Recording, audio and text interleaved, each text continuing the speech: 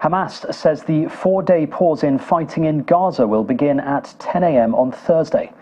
On behalf of the Israeli state and the Israeli people. Israel has not yet commented on when the pause will begin, but Foreign Minister Eli Cohen said he expected the first hostages to be received tomorrow.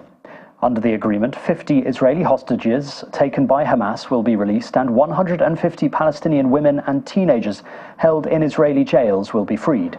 Families of those held in Gaza have said every captive needs to come home and that each hour is critical. Up to another 150 Palestinians could be released, as well as another 50 hostages from Gaza after the initial 4-day pause. The truce will be significant for humanitarian aid because it will allow for a large number of humanitarian aid trucks and convoys to enter the Gaza Strip. But I must add that the number of humanitarian aid, or the amount of that aid that's going to be allowed in, is nowhere close to what was the regular, let's say, flow of humanitarian aid and other products to the Gaza Strip. South Korea has suspended parts of its 2018 agreement with the North aimed at lowering military tensions. It comes after Pyongyang claimed to have successfully launched a spy satellite into space. North Korea's state media released still photographs of leader Kim Jong-un watching the first spy satellite launch. Some analysts have said these developments could escalate tensions further. The launch triggered Japan's J-alert warning system in the country's southwestern Okinawa prefecture late on Tuesday. The OpenAI co-founder Sam Altman will return as boss just days after he was fired by the board. The agreement in principle involves new board members being appointed. Mr. Altman's sacking on Friday astonished industry watchers and led to staff threatening mass resignations unless he was reinstated.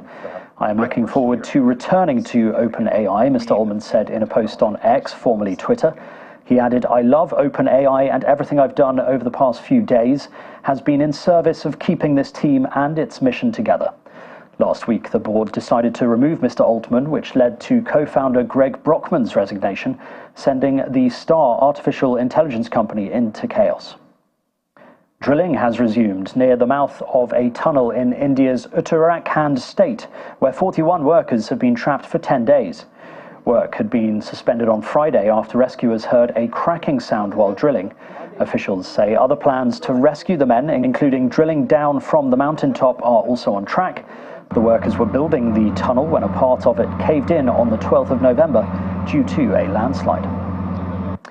The UK Chancellor Jeremy Hunt has unveiled the government's tax and spending plans in the House of Commons. National insurance paid by employees has been cut from 12% to 10%, taking effect from the 6th of January. Labour says the tax cut will not remotely compensate for hikes already put in place.